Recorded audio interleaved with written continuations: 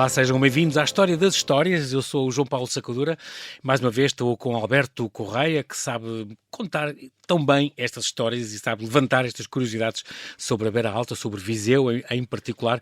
Hoje vamos falar do Freixinho, de um hotel rural muito curioso que lá existe, nesta aldeia.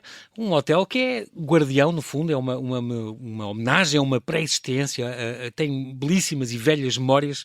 Vamos lá conhecer melhor este recolhimento que nos vai falar o Alberto. Bem-vindo, Alberto. Exatamente.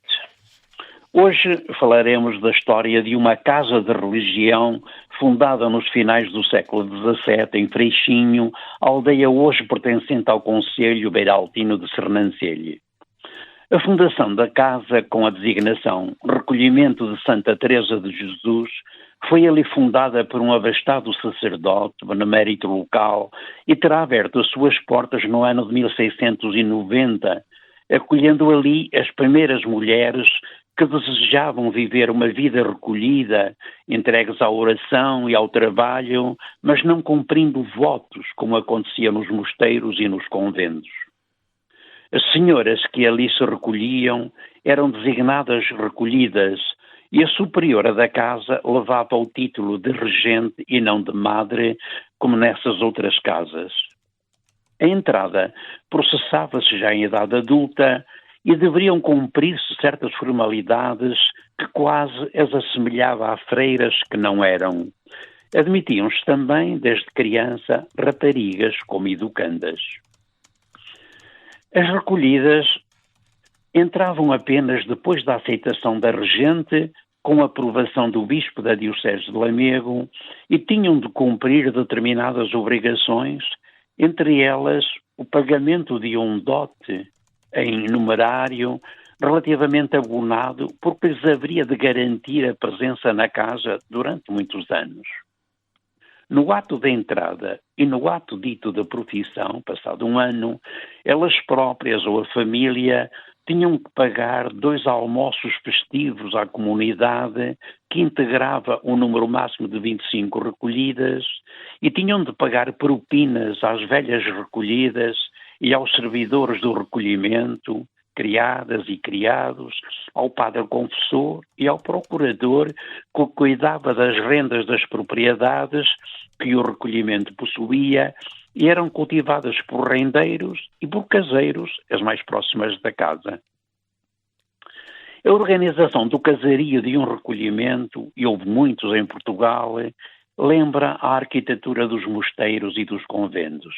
Assim, o claustro, a cozinha, o refeitório, as celas, a portaria designadas grades, porque uma grade separava as recolhidas do mundo envolvente, onde se recebiam as raras visitas familiares permitidas e onde eram tratados os negócios oficiais da casa, muitas vezes com o auxílio do notário, etc. E havia à cerca uma espécie de pequena quinta morada onde se cultivavam hortas, flores e que servia também para ameno recreio das recolhidas. Este recolhimento parece ter vivido vida tranquila quase ao longo de 300 anos. Estas casas não foram extintas em 1834, quando os mosteiros e conventos receberam ordem para fechar. Nos finais do século XIX, todavia, mercê talvez de um republicanismo nascente, a população destas casas diminuiu grandemente. Em 1910, com o advento da República, estas casas foram definitivamente fechadas e os bens foram arrolados pelo Estado. Poderiam ser resgatados por alguém que se sentisse com direito à casa e aos bens, e então uma família local moveu uma ação contra o Estado em tribunal que, passados 8 anos dessa questão, lhe fez a entrega dos bens. Vicissitudes várias levaram depois a casa à ruína. E será um membro dessa família quem, mais tarde, recuperará aqueles espaços como o Hotel Rural, que abriu portas em 2001 com o nome de Hotel Rural Nossa Senhora do Carmo de Freixinho. Um tranquilo espaço para passar uns dias. O escritor Aquilino Ribeiro, no seu livro Cinco Reis de Gente, coloca ali, nos finais do século XIX, num quadro de romance, como educanda, uma sua tia ainda jovem. Mas uma epidemia, entretanto surgida, a varíola, que popularmente era conhecida como bexigas, tocou esta rapariga que ficou com a cara desfeiteada. Retirada para a casa de seus pais, ela levada no romance pela sua meiguice, pelo sobrinho criança então, de quem foi também educadora na sua aldeia natal, o Carregal de Sernancelho. Uma das memórias também deste espaço.